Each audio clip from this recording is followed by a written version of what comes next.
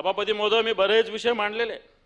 हे सगळे विषय मांडत असताना मागच्या काळामध्ये ज्या ज्या घटना घडल्या त्याही सभापती महोदय अतिशय महत्त्वाच्या आहे. ज्या ज्या घटना घडत असताना मला असं वाटतं या राज्यामध्ये जे जे होतंय ते आपण सगळं बघतोय. वेगवेगळ्या मंत्र्यावर वेगवेगळ्या पद्धतीने आरोप होत आहेत सभापती महोदय. राज्यातले एक एक मंत्र्यावर आरोप होत आहेत सभापती महोदय. सभापती महोदय, अशा पद्धतीनं मंत्र्यावर आधी डायरेक्ट आरोप होत नव्हते.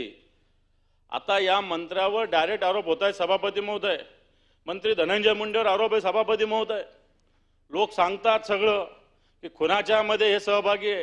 राज्य सरकार त्याच्यावर लक्ष देत नाही.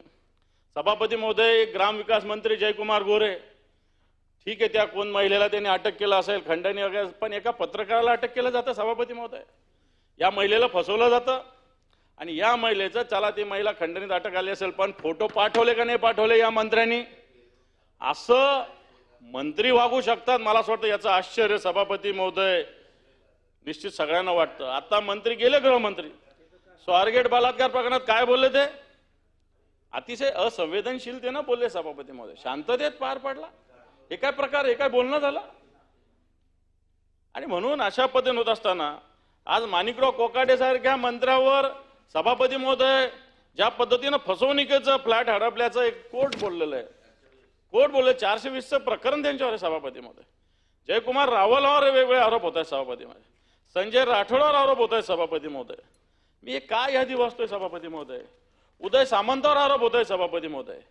आणि आपण स्वतः आरोप केले होते सभापती महोदय. संदीपान भुमरे, तानाजी सावंत, अब्दुल सत्तार, संजय राठोडे यांचे ओएसडी फिक्सर असल्याचं आपलंच वक्तव्य सभापती महोदय.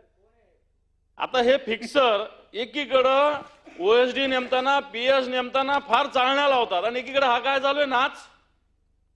नुसतं 2 ओएसडी आणि 2 पीएस तुम्ही नेमल्याने काय लगे राज्य स्वच्छ होणार आहे? हे सगळे नीट केले पाहिजे. सगळ्यात आधी मुख्यमंत्री सांगतात आम्ही फिक्सर ओएसडी योजना आणि पीएस, याला काय अर्थ आहे?